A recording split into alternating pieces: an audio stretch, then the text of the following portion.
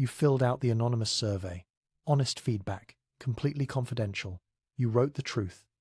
The truth got you managed out. The survey was anonymous. The IP address wasn't. It started in March.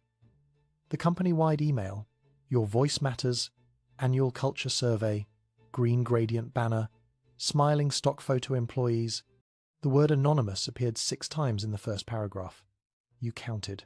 Question 12 asked what could be improved. You wrote 300 words about the mandatory unpaid overtime, about the manager who screamed in meetings, about the way the bathroom breaks were tracked. You clicked submit. The screen said, "Thank you for your honesty." You believed it. 2 weeks later, your manager scheduled a one-on-one. Unusual. She never scheduled one-on-ones. She asked how you were feeling about the team culture. You said fine. She nodded. Took notes. Asked if there was anything you wanted to share. You said no. The questions got more specific. Had you been feeling stressed? Were you satisfied with management? Did you feel your concerns were being heard? Every question a mirror of something you'd written in the survey. You asked if this was about the survey. She smiled, said the survey was anonymous, completely anonymous. Then she referenced a phrase you'd used, word for word, from question 17. Your hands went cold. The meeting ended with a note in your file. Discussed attitude concerns. You hadn't discussed your attitude. She had. You checked the survey link again that night. Fine print at the bottom. Responses are anonymized for reporting purposes. Not anonymous, anonymized. Different word, different meaning. You searched the company intranet. Found the survey platform's privacy policy.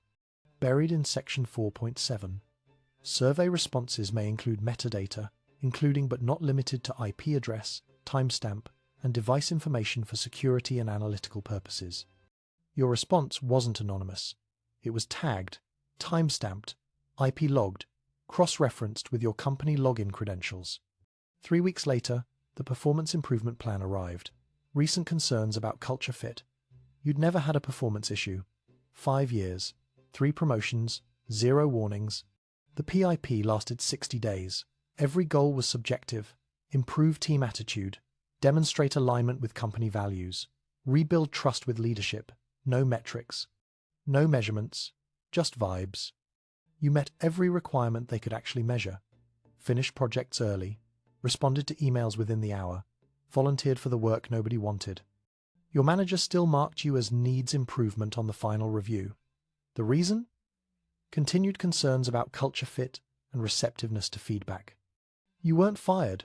They didn't have to fire you. The PIP stayed in your file. Permanent record. Future raises referenced it. Future promotions questioned it. You became the person who had performance issues that year. The next survey came in September. Same green banner, same stock photos, same promise of anonymity. Your cursor hovered over the link. You clicked it. Question 12 asked, what could be improved? You wrote, no concerns at this time. Submitted. Your manager never scheduled another surprise one-on-one. 2 colleagues left that quarter. Both had written detailed survey responses the year before. Both got PIPs within weeks of submission. Both marked as voluntary resignation. You checked Glassdoor. 17 former employees mentioned the surveys. Don't trust the anonymous surveys. They track everything. Never be honest in company feedback forms. The company still sends the surveys twice a year. Participation rate dropped from 92% to 38% in 3 years. HR sent concerned emails about engagement decline. They never questioned why. The surveys still promise complete anonymity. The fine print still says anonymized. The IP addresses are still logged. The cross-referencing still happens. You still work there. Still get the survey links. Still open them. Question 12 still asks what could be improved. You still write, no concerns at this time. Your manager still marks you as meeting expectations. Never exceeding, never failing, just meeting. You learned the most important lesson. Anonymous means they won't use your name. It doesn't mean they don't know who you are. The survey was anonymous. The consequences weren't. Researchers documented it in organizational psychology journals. They call it the anonymous survey trap. The gap between promised confidentiality and actual data collection. The illusion of safe feedback spaces in environments where honesty is punished. The studies are still ongoing. The surveys are still being sent. The The promises are still being made.